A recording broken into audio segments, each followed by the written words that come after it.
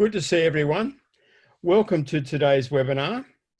I'm Simon Marginson, Director of the Centre for Global Higher Education and one of the 3 editors of the book that we are launching today. The other editors are Claire Callender and William Locke, who will speak after me. Now let me briefly run through the protocols for today's webinar. The webinar is being recorded and will be posted online on the CGHE website in due course. Usually it's a couple of days. A transcript of the chat function is also posted. Please keep yourself muted unless you have been asked to speak or you're asking a question. There's no need to have your video on during the webinar, but please do so when asking a question. It's always better to be able to see everyone at that point. We recommend using the speaker view so you can more clearly see who is talking. To ask a question, use the chat function. Write out the question you wish to ask. At the end of the presentations, if your question is selected, you'll be invited to ask it yourself directly. And normally from the chair, I tell the next questioner when their question is coming up. When you are invited to ask your question, please unmute yourself, switch on your video, and state your name and where you are from. Well, that's the admin out of the way. Colleagues, fellow researchers and friends across the world, this is the most challenging time in higher education that any of us have ever seen. And I think that we in the university sector have a special responsibility at this time, not just to safeguard advanced education, scholarship and science, which modern human societies need, just as they need public health and clean water and adequate nutrition and housing and individual security and safety and self-determining freedoms. We also have the obligation as researchers, teachers and students to the survival and renewal of communities and economies, to apply our educated capabilities, not just to our own careers, but to the common good, to bring science and social justice to bear on the recovery from the pandemic, to advance social inclusion and social justice in that process, and to find post-national and global solutions. To use academic spaces and public communications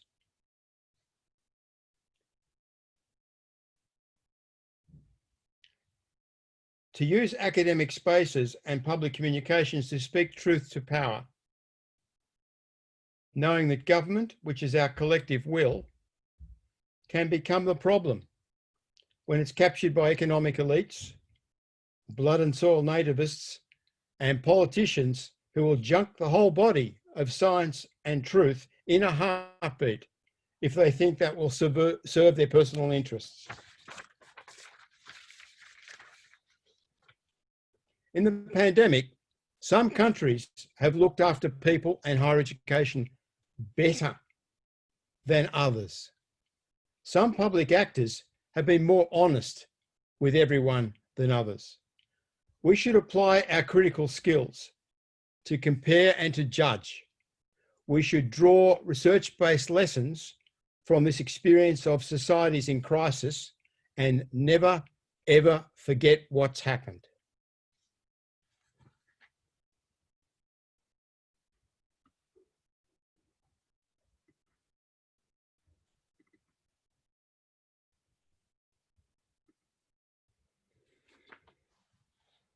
The growth of higher education to embrace almost 40% of the school leaver cohort provides the world with stronger resources to meet the challenge. At the present rate of expansion, by 2030, in some countries, 2/3 of all younger workers will have degrees. This is a different world in which knowledge and lifelong learning will become central. We need research-based evidence to understand the possibilities this will open up and to optimize the contribution of higher education to all.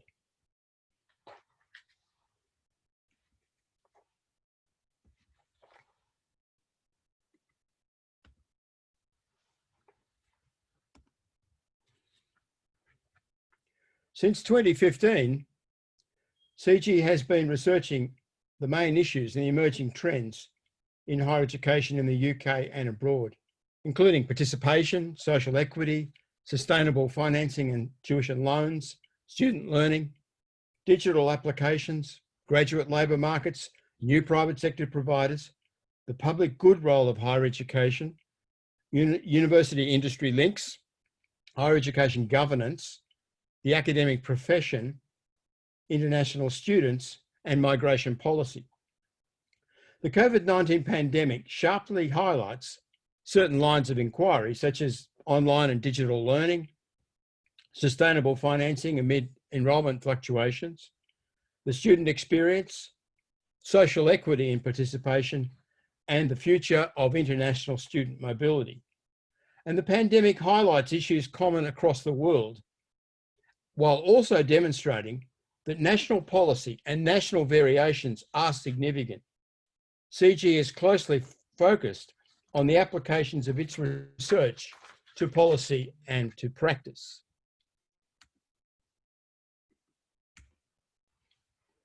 The Research Centre draws on the insights of researchers in the UK, United States, Australia, Ireland, China, Hong Kong, Japan, South Africa, and the Netherlands, including postdoctoral and doctoral scholars who will be tomorrow's research leaders in this field.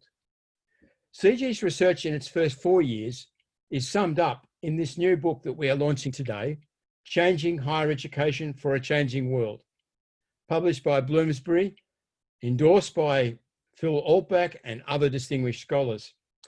After the introductory chapters on the role of higher education and the need for evidence-based approaches to the future of the sector, William Locke will expand on chapter 2 in this webinar, which is about futures. Changing higher education thereon is in 6 parts. First part we've called global factors in higher education. And this concerns the uneasy tectonics when the national and the global planes of action come into collision. Chapter 3 looks at the expansion of global science. The science system is proving to be resilient and dynamic in a period in which globalization in other sectors is more contested. I mean, since 2010, the globalization of trade, investment, and production have faltered. And relations between the US and China at a global level have sharply deteriorated, but knowledge is flowing freely and science connections continue to spread in all directions. I would go as far as to say that the pandemic has underlined the robustness, the robust character of scientific cooperation between countries that are otherwise separate. But it's not all that smooth sailing for global activity in higher education. And chapter 4 examines the collision between incoming student mobility in the UK and national migration resistance.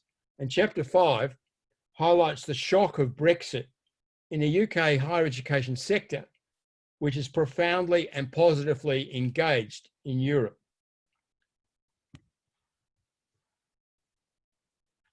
Part 2 focuses on financing and widening participation, and it'll be introduced by Claire Callender, the next speaker. Part 3 is on teaching and learning, and it starts with Paul Ashwin, who talks about the principles underlying national system-wide approaches to teaching excellence. And Paul emphasises that meaningful measures of educational processes and outcomes rest on conversations between academics, students, and others involved in the educational process. Jan MacArthur reflects on the power of assessment to shape student learning, including learning about social justice in disciplinary frameworks.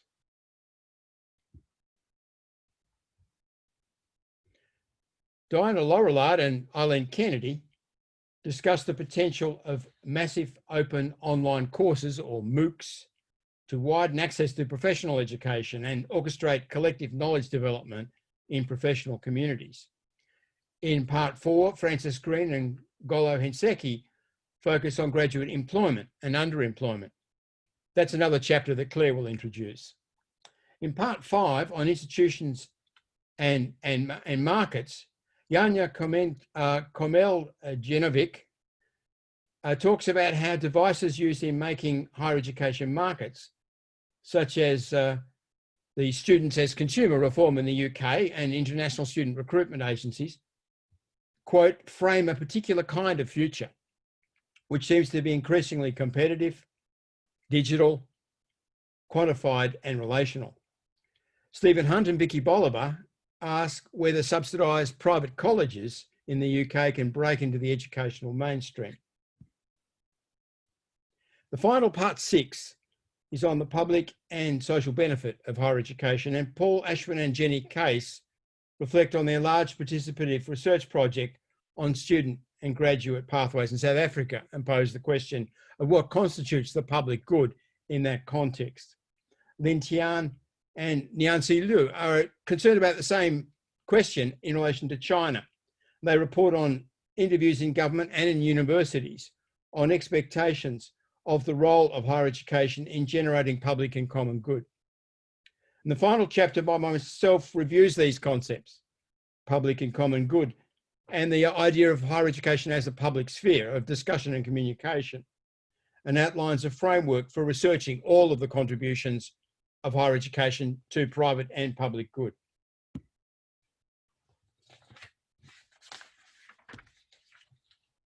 CGHE research compares higher education's contributions to public good in 10 countries: Japan, China, Korea, Finland, France, Poland, UK, US, Canada, and Chile.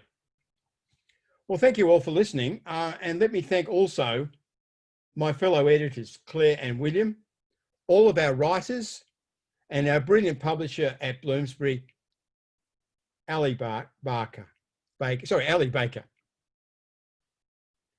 I'll now hand over to Claire. Claire Callender, OBE, is Deputy Director of CGHE and Professor of Higher Education at both UCL Institute of Education and Birkbeck in London. Claire. Thank you. I too would like to start by thanking all the contributors to this book. As Simon has suggested, HE is changing. The story is still unfolding, and it's unclear if these changes are significant or a distraction, positive or negative. But I think that COVID-19 has highlighted how higher education is both vital and vulnerable. Higher education has been vital in terms of combating COVID-19, with all the scientific research and the development of vaccines and treatments. The expertise emerging from universities is absolutely vital to all our futures. HE is similarly vital in terms of allowing young people to shield, at least in the short term, from the ravages of the recession and levels of youth unemployment unseen for decades. But COVID also has highlighted the vulnerabilities of the HE sector, especially its long-term financial sustainability. It's brought to the fore the glaring weaknesses of government HE policies, which have sought to develop a quasi-HE market. And COVID has shown how the HE sector is vulnerable to the whims of government. COVID-19 has also exposed the vast social inequalities in societies across the globe. And as several chapters in our book suggest, HE is vital and vulnerable in terms of tackling these inequalities within HE and beyond. So if we start with entry to higher education, Bolivar, Goraz and Siddiqui's chapter on widening participation in the UK focuses on its possibilities and limitations. As we know, globally, higher education has expanded, and it potentially has a vital role to play in promoting social mobility and a more equal societies. But despite the expansion, access remains very unequal, especially access to elite higher education, exposing the vulnerabilities of higher education. Vicky and her colleagues identify the key barriers to widening participation as the persistent socioeconomic gap in school attainment. And there's no question that COVID has exacerbated these gaps in school attainment between social and economic groups. Indeed, as research by somebody in the audience, Francis Green, a contributor to the book, shows, the children whose education has been least disrupted by COVID and school closures are those attending private schools, bastions of privilege. Vicky Bolivar and colleagues propose that universities should redress the impact of socioeconomic circumstances on school attainment in their admissions policies by reducing academic entry requirements for socioeconomically disadvantaged students. And perhaps somewhat perversely, one possible positive impact of COVID-19 is the government's decision to abolish national school examinations this summer. As a result, alternative methods for assessing students, including university entry, had to be found. Now, let's make no bones about it. England's solution was a complete, utter mess. It caused untold distress to students, parents, schools, and university. But maybe within this debacle, there is a silver lining. Firstly, in the level of media exposure and public discourse about the social class discrepancies in student attainment and the socially stratified nature of higher education, issues that are absolutely vital if policies are to change. And secondly, it shows that if there's a political will, the national system of examinations and university admissions can change, and can change in ways that tackle vested interests. Another potential barrier to higher education and widening participation are financial constraints. And that's the focus of the chapter by Bruce Chapman, Lorraine Dearden, and Dung Dun, entitled Global Higher Education Financing, the Income Contingent Loans Revolution. The chapter rightly extols the virtues of government-backed income contingent loans in countries like England and Australia. Chapman and his colleagues argue that income contingent loans are vital for the HE sector. These loans allow universities to charge higher tuition fees repaid by loans. They allow governments to expand, and they help increase the income of higher educational institutions so that universities are less reliant on direct government funding and overall are better funded. And the authors also contend that income contingent loans are preferable for students compared with other forms of loans. As you will be aware, a defining feature of income contingent loans, unlike, for example, mortgage-style loans, is that loan repayments are based on graduates' earnings and their ability to repay. The less a graduate earns, the smaller their repayments, making the repayment system progressive and protecting low-earning graduates from high repayments, financial hardship, and from defaulting on their repayments. And again, COVID has helped highlight the vulnerabilities of loan repayments that are not linked to graduates' ability to repay.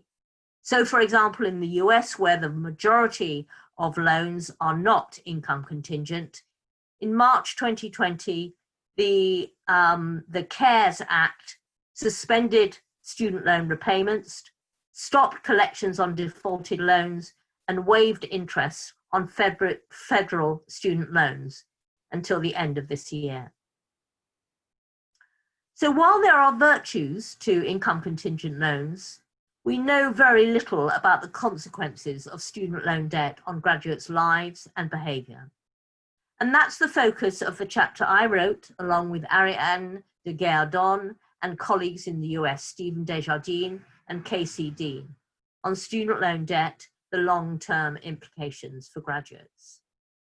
And what this research shows, and our review of the research shows, is that existing research on the impact of loans suggests that loans can have a negative impact on job satisfaction and career choice, on home ownership, can cause delays in marriage and childbirth, especially for women. It can have a negative impact on health and especially mental health, and can be disadvantageous in terms of financial well-being, with individuals having less money for savings, investment, and retirement. By contrast, there's much more mixed evidence on the impact of student loan debt on decisions to take postgraduate study and on graduate earnings. But most of this research comes from the US.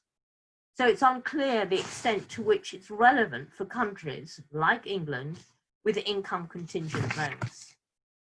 And so far, our research has suggested that in England, loan debt can have negative implications for graduates' labour market choices and their housing options. So while loans are vital for the HE sector and for access, they may also undermine some of the purported social and economic benefits of higher education and thus exacerbate existing inequalities. But the likely consequences of student loan debt are largely dictated by the type of jobs graduates get after university. And universities are absolutely vital in providing well-paid, high-skilled labour that our economies need. And then this brings me to the final chapter that I'm reviewing by Francis Green and Golo Hensenke on graduate employment and underemployment. Together, Francis and Golo examine across a variety of European countries the growth in the supply of graduates, trends in graduate jobs, and the growth of graduate underemployment, namely those not working in graduate jobs.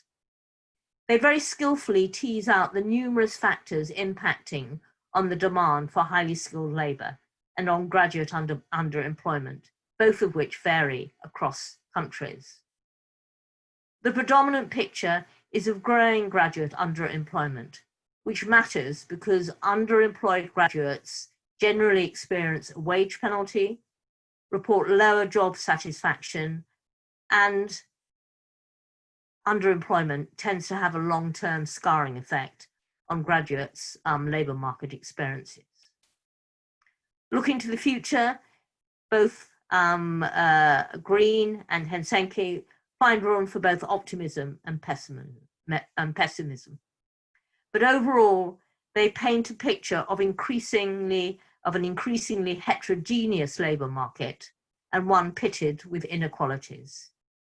And it's likely that COVID-19 will shore up these inequalities in the graduate labour market with rising graduate unemployment and underemployment. So I hope I've expressed some of the vitality of our sector and also some of its vulnerabilities. The challenges ahead is to tackle existing and emerging inequalities. Thank you. Well, thanks, Claire. And now to William.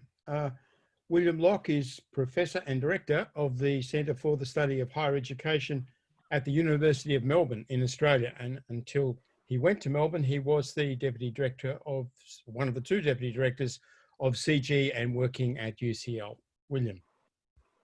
Thanks, Simon, and thanks to both you and Claire, my co-editors of the book, and indeed to the other contributors to the book who were such a joy to work with, and with the publishers Bloomsbury. So I'm going to talk, I've got the luxury of talking about my own chapter, and I should point out that it is called The Visions of Higher Education, Futures, the Shape of Things to Come. And it was written before the pandemic, and it's interesting rereading it from the perspective of one of the most restricted areas in Australia, Greater Melbourne, where we're pretty much under house arrest at the moment. And obviously I've spoken about and written about the effects of the pandemic, and in a sense I've found myself edging towards some of the things I've been criticizing in this chapter, but I've kept away from it. So anyway, I'll return to that topic at the end of what I say. Just going to share my screen with you. I hope you can see that. So it would be impossible, obviously, to do justice to a chapter in 10 minutes. So I've tried to summarize, if I can get this slide to move on. It doesn't seem to want to move.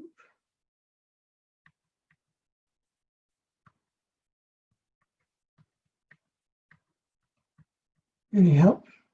Trevor? It might be in the bottom left-hand corner, William. It should be arrows that should better move aside for you. Ah, okay. Actually, just using the cursor. Yes. Okay. So my argument is some influential versions of higher education, future higher education, including from management consultants, thought leaders, and journalists, are dangerous because they largely ignore research and evidence of emerging trends, and they play on the fears of policymakers and sector leaders predicting disruptive change. They undervalue universities' capacity to innovate and initiate change, and so limit options and future directions. The factors they identify are not in themselves unworthy of investigation, but it is the way they are combined to suggest a cataclysmic upheaval that is problematic.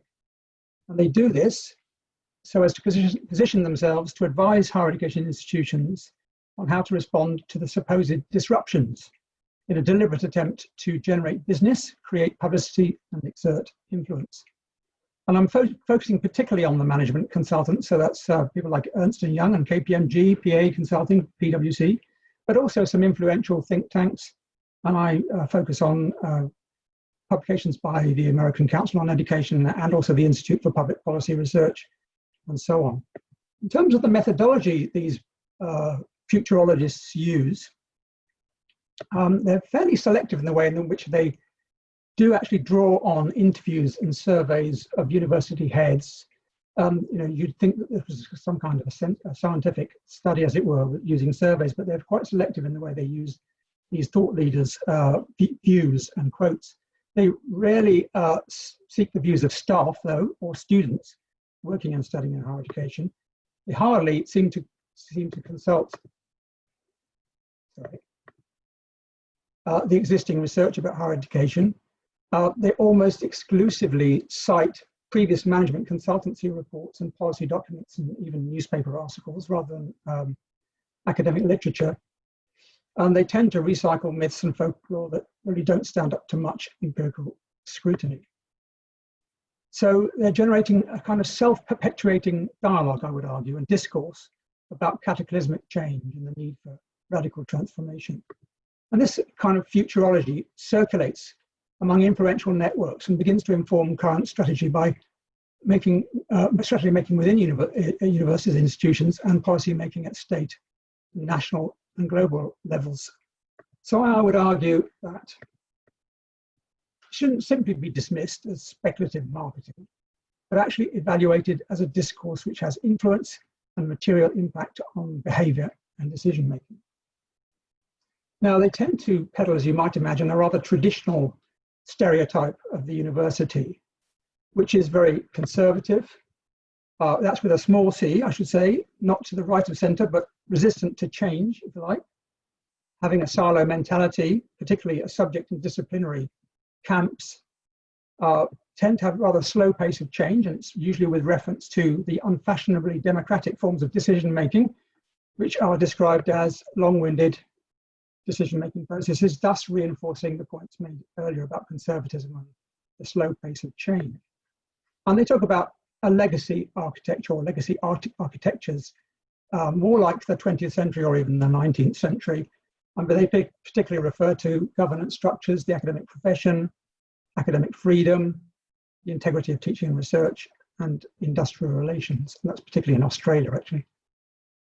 So they also are underpinned by a model of change, and I've kind of tried to sum it up in this diagram. So in this model, the future will bring rapid and continuous change and challenge and uncertainty, and that these transformations might actually threaten the very foundations of higher education. That universities will need to transform themselves fundamentally in order to be able to adapt, and that all of this is quite inevitable and inescapable. And we can build future scenarios on this basis of this model of change, of models of higher education that is successful universities. Now, there are normative assumptions going on here also about what these successful universities will be in the future. They will be agile, in other words, quick to see the opportunities in front of them and exploit them, flexible and responsive to change. They will become more and more professionalized, and not just the professional services, but things like teaching as well. They'll be subject to greater specialization. They'll become more and more automated, with much of the back office, as they call it, the back office tasks being undertaken by computers and artificial intelligence and so on. And that academics will largely become freelance workers, working for themselves, but actually having contracts with a number of universities. So a very different model of working. And then, facing this are a series of common disruptors, and I go into this in much more detail, obviously, in the chapter, but fairly quickly, these are the transformation of graduate work, so more automation, more robotics, more AI, requiring different kinds of intellectual work, problem solving, and creativity. The changing nature of students' characteristics and their expectations, in particular their supposed facility with technology and social media, reduced government funding and deregulation, despite the fact of the evidence that actually reduced funding is more often associated with greater regulation rather than less regulation. This is obviously being viewed through a rather neoliberal lens. Obviously, an increased use of technology in all aspects of university operations, and growing competition from for-profit colleges and universities. Again, that kind of neoliberal lens. And then these scenarios of the future. Each of these external drivers, the ones I've just listed, is claimed to be significant in itself, but it's actually the combination of them which makes them irresistible. So, for example, changing student characteristics will be a catalyst for the adoption of new technologies. Reduced government funding will force higher education institutions to partner more closely with industry. Growing competition will drive institutions to reduce costs and increase their responsiveness to students as consumers. And online and distance education will accelerate the unbundling of programs and the functions of course design, curriculum content, teaching delivery, and student assessment. And it's this kind of mutual reinforcement that heralds a crisis that is claimed to render the legacy models, the ancient models, as it were, of the university, redundant. Now, this is clearly a seductive narrative for some and a persuasive discourse. It partly draws on contributions, as I say, from some of the institutional and sector leaders and replays these back to them through a particularly narrow funnel. And it does this through these surveys and these selected quotes that I mentioned earlier on. It reinforces some of the dominant assumptions and folklore about such things as industrial relations in higher education, silo mentalities, linear academic careers, and academics' attitudes towards business. Other examples used to make the point that universities are somehow now anachronistic, the legacy of a bygone era. We can all recognize elements of this, but it's the way this narrative is built that is so persuasive.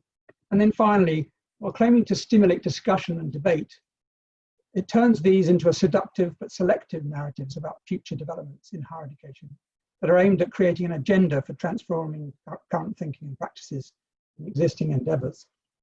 Rather like rankings, futurology is almost designed to generate anxiety among university leaders and a desire to make change happen.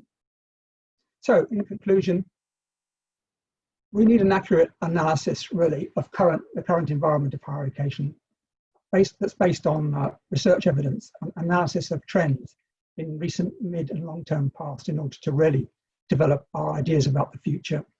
And this must include rigorous analysis of existing examples of effective and successful practice that could offer embryonic illustrations of developments in the future. And I identify two in particular: the EU-sponsored Universities of the Future programme and the University of Lincoln's 21st Century Lab as two possible examples of this kind of embryonic illustration of the future. And we also need more evidence-based iterative approaches that can ensure that we evaluate the full range of factors, not just the economic and the technological, but also the socio-cultural, the political and the environmental, and even the quasi-legal factors. And only then can we avoid these kinds of reductionist approaches that privilege particular activities and deterministic assumptions that prioritize specific outcomes. So back to the pandemic. Is the pandemic the ultimate disruptor? I began to think to myself. It's certainly providing plenty of grist for the futurologist's mill. We are told these are unprecedented times, and indeed it's rare that the higher education sector as a whole contracts and so many individual universities are downsizing. But there have been disruptions before. There have been wars, including civil wars. There have been nationalist movements. There have been invasions and migrations, all of which have seriously impacted on universities. So we do need a kind of more historical approach to some of this. There have been retrenchments in the past following the financial crises of 2008-9.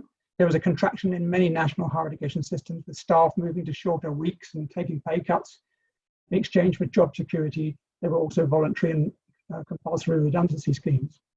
And we're also told that there will be no return to the old normal.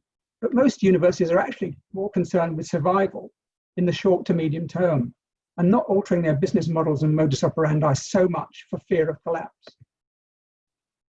When universities had the money to innovate, they felt they didn't need to. But now, when they do need to innovate, they don't have the money. They don't have the funds to invest in innovative change management. And none of this, of course, is, but also I should say, yeah, it's not necessarily a good time to in a crisis to start making new strategy. But none of this is good news for the management consultants, and I suspect they'll suffer as well as universities contract their finances and as a result of retrenchment. And I believe they've already let some specialists go. So maybe the pandemic may not be the ultimate disruptor after all.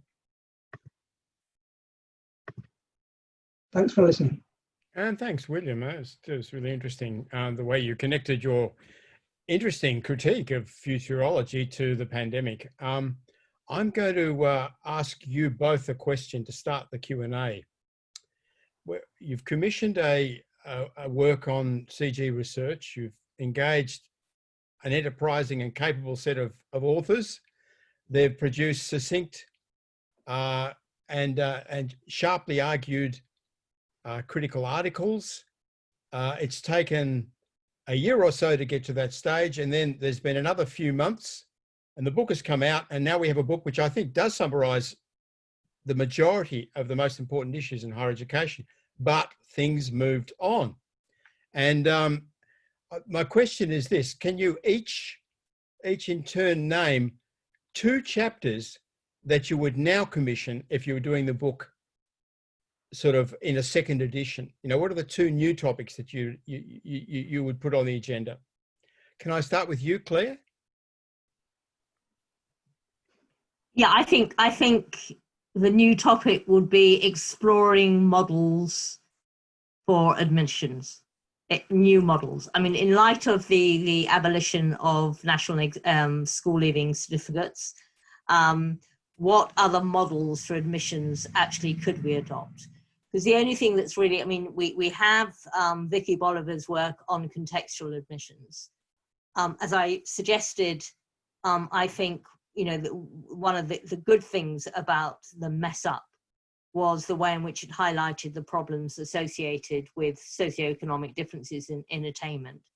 And so now it's some really serious thinking about what could be done, what alternatives there are to examinations, and what's going to happen, because it's not just this current cohort who are entering higher education this year, but it's also students who are coming up to taking their school leaving certificates.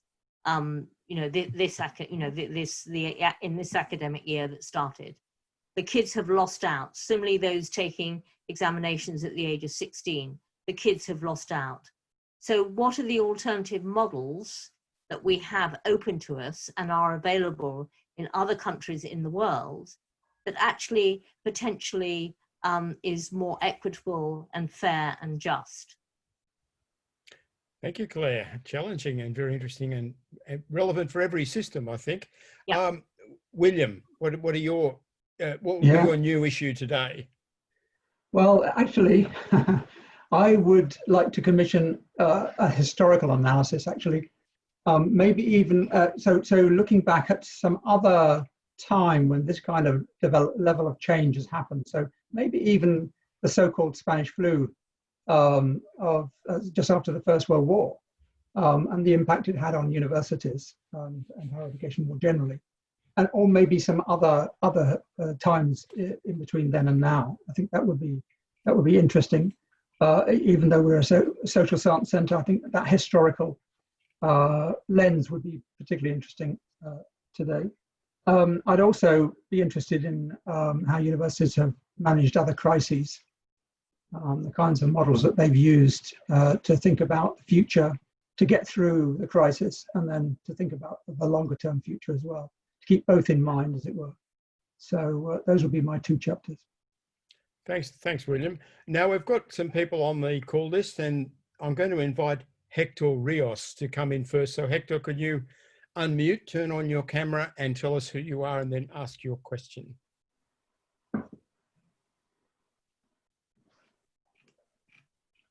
Hello, Hector.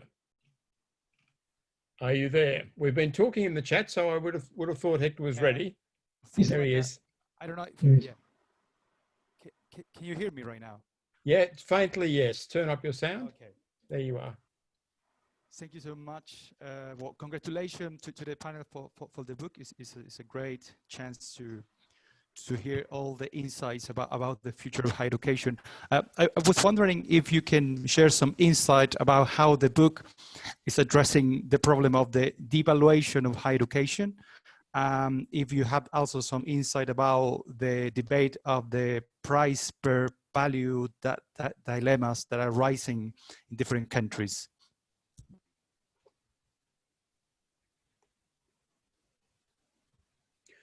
Claire, I think the devaluation of higher education in the context of massification, maybe that's a question for you.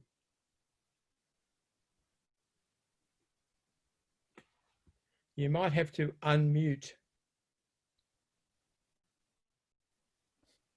I think it depends what we mean by devaluation. Are we talking about credentialism? Are we talking about the value of higher education in terms of the financial returns? What Francis's chapter strongly suggests is that there's plenty of evidence to suggest that the financial returns to higher education have not, still remain higher relative to those who don't go to university, and overall, despite the growth in the supply of graduates, overall it doesn't look as if the financial returns have waned. So you know, to what extent, what we don't know about is in the current context of COVID and what will happen in relation to that in terms of graduate labour market opportunities. But I'm not sure in which other ways you were thinking about the way in which higher education has been devalued or has lost its value. Hector, perhaps you could expand. Hector, you get a second chance. Okay. Thank you. My question is mainly about all the debate, for example, about the funding policy of higher education. That there's a rising concern about the orientation to markets, as you explained very well. There's a lot of vulnerabilities with the pandemic, but also there's a debate about it. And one of the key questions is, even though higher education is delivering price per value, there is a, how can I say, a fragile balance between the price of higher education and the returns that the people is getting from going into higher education through loan system or paying extremely high fees. Well, I mean, yes, and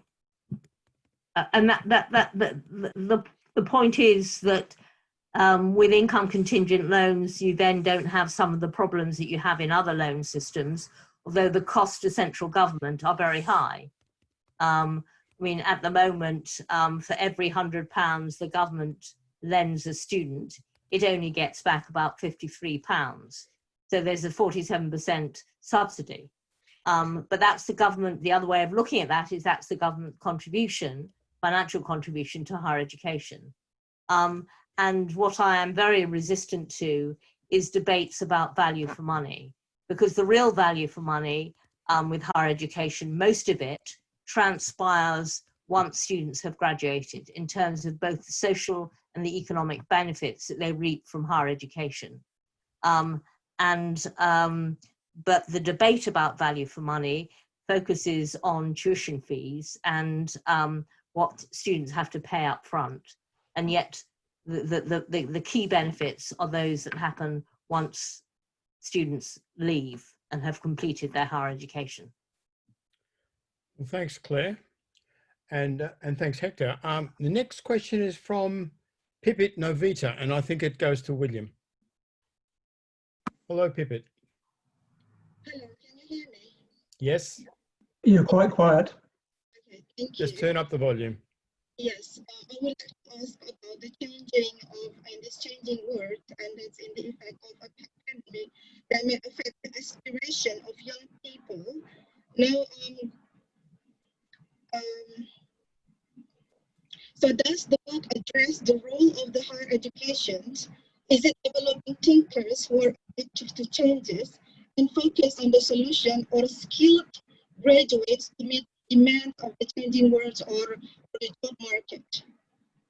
So I understand the question is what should be the balance between creating Yes. thinkers and creating skilled people? You know, what do you think, William?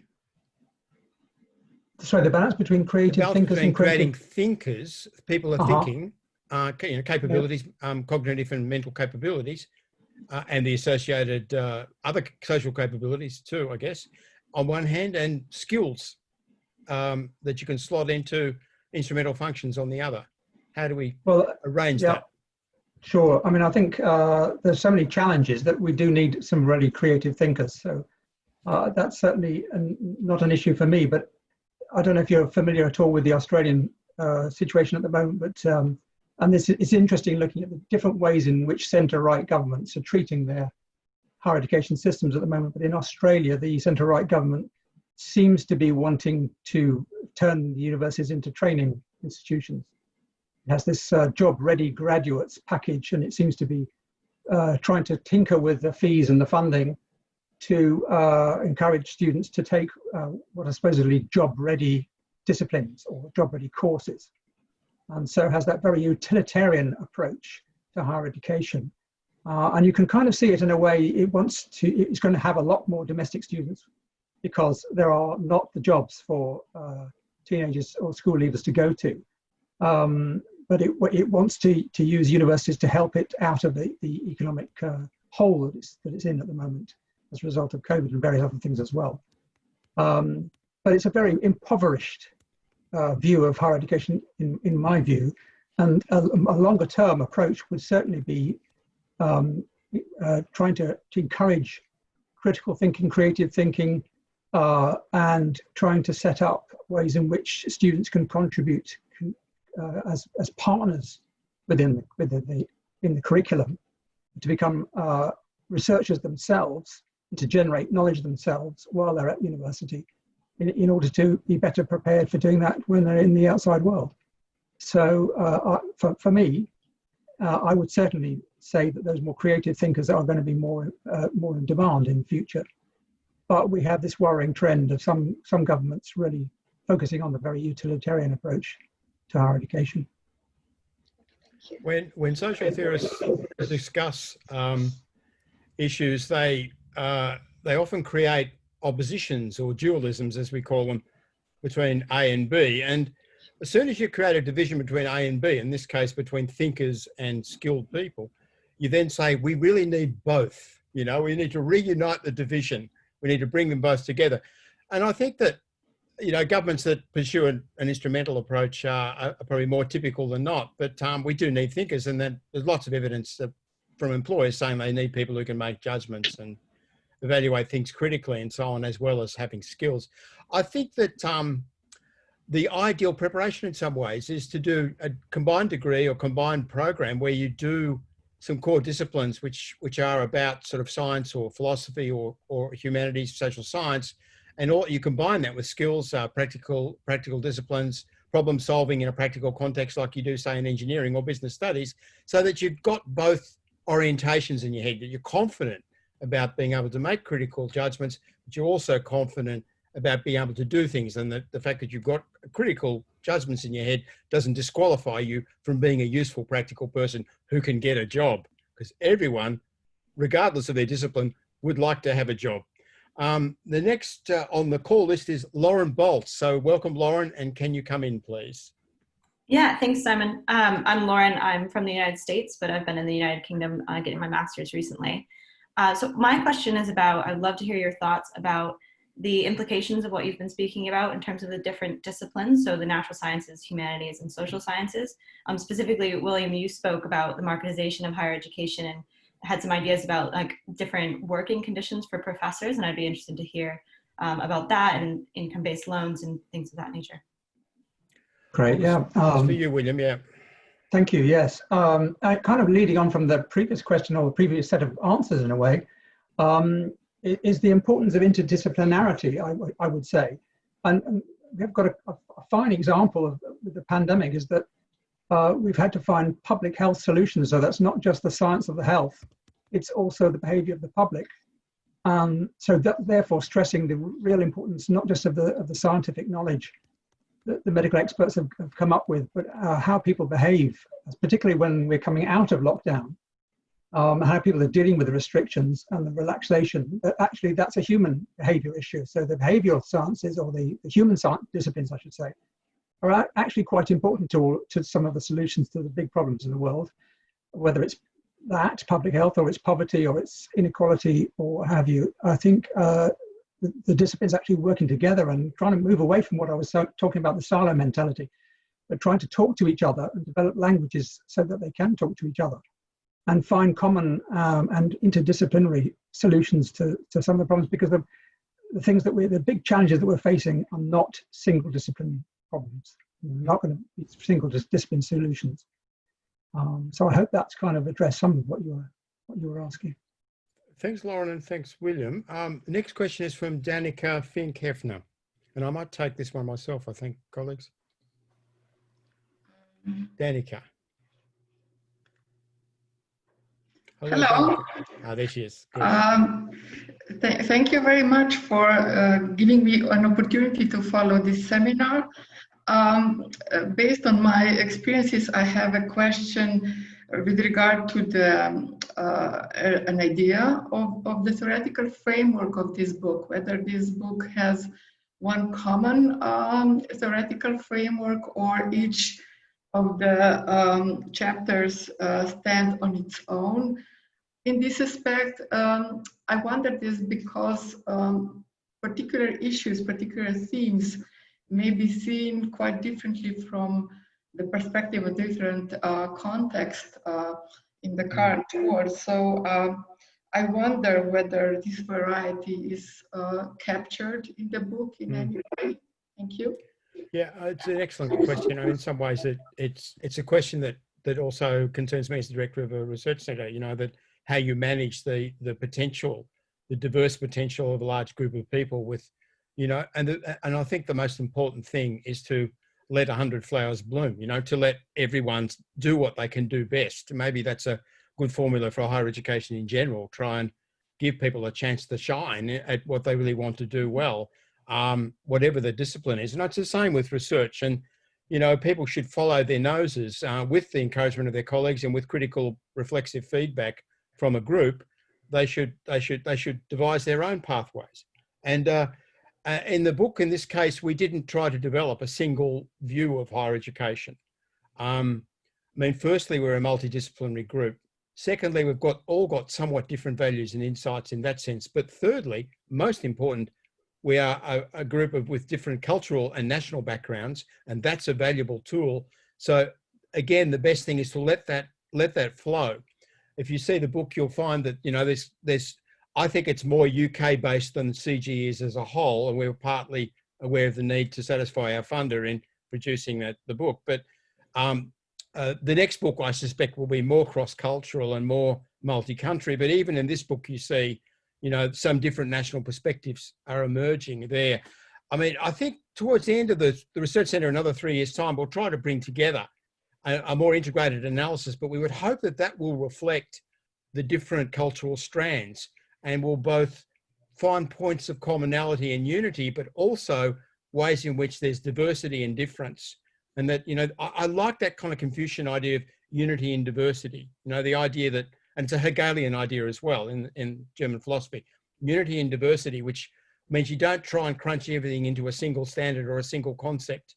but you include everything in a common space and you acknowledge that we all relate to each other, we all contribute to each other, and we've all got something to learn from each other. So that's the kind of approach we've taken here.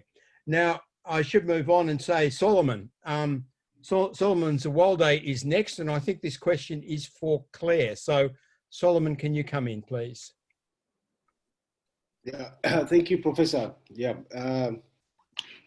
my question is,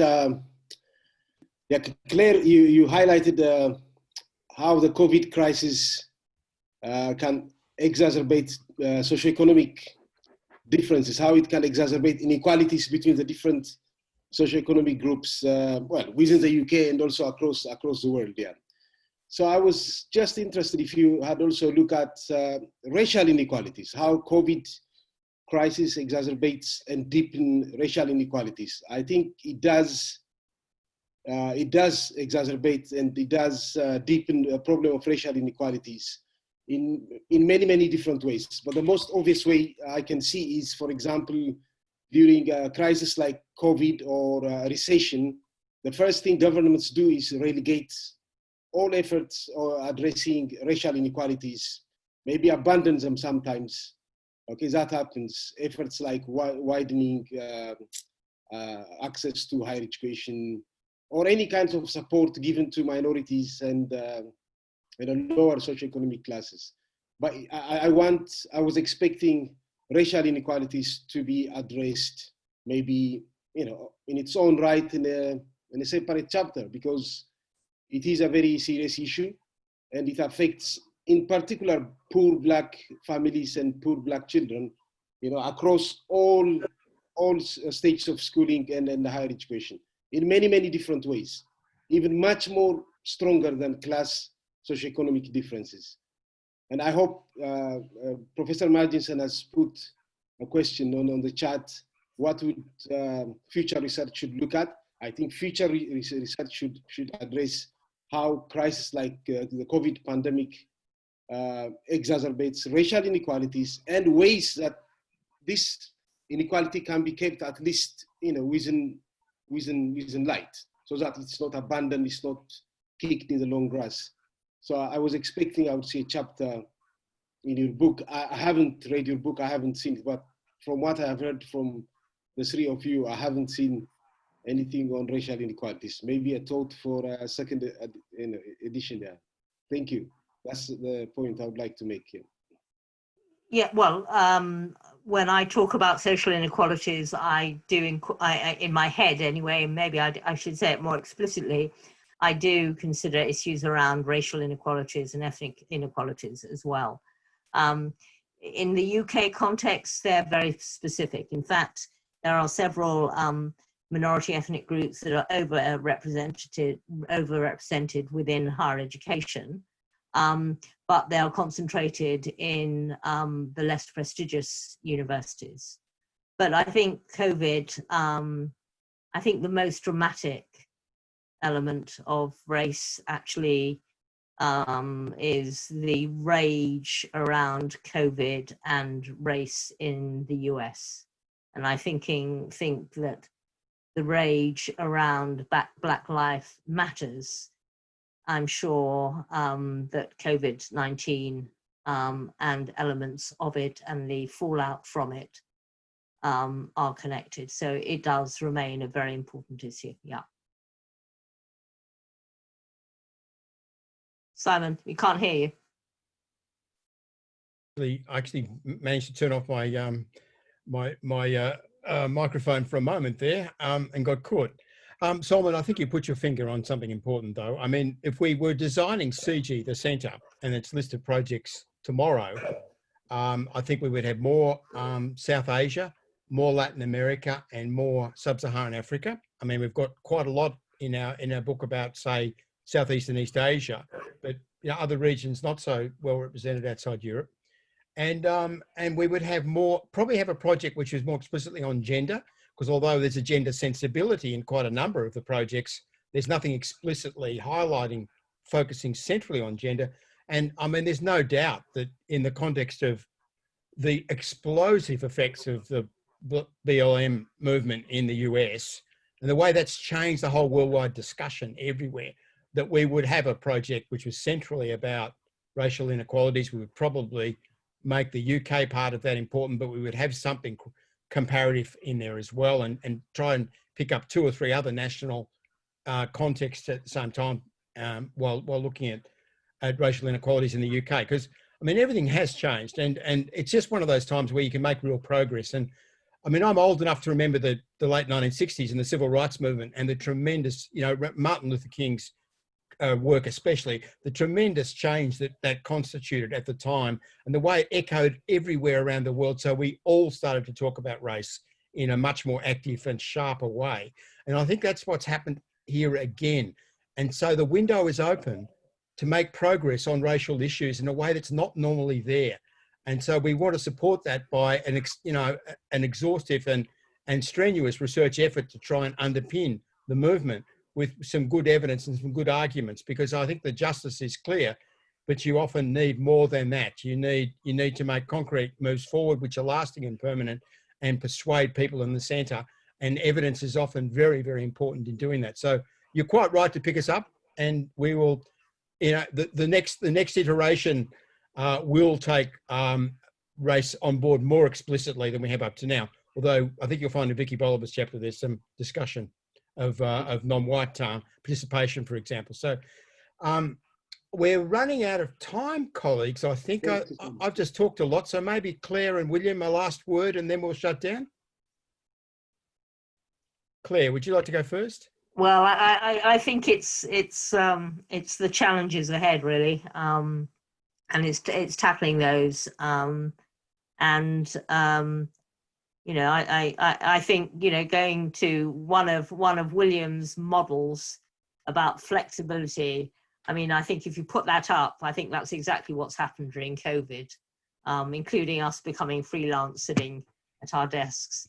So, I mean, I think we're already there in terms of higher education, and but it is being wary of the nature of the changes and whether the outcomes of those changes are positive and negative, and who they're positive and negative for.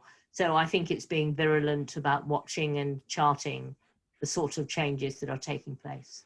Mm-hmm. William?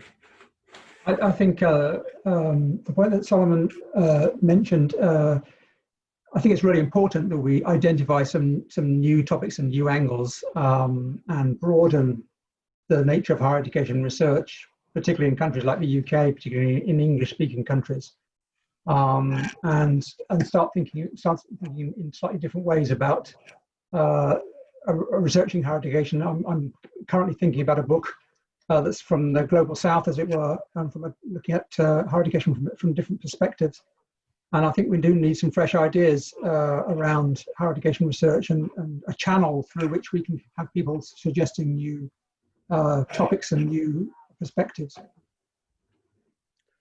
And Paul Ashman has reminded me that chapter 15 of our book, which is about the public good role of higher education in South Africa, does have an extended discussion about race issues in South Africa. So we haven't been entirely remiss, and you know, South African part of our conversation in higher education studies is very sharp and very interesting and original. So and we hope to bring in more South African scholars as we move ahead.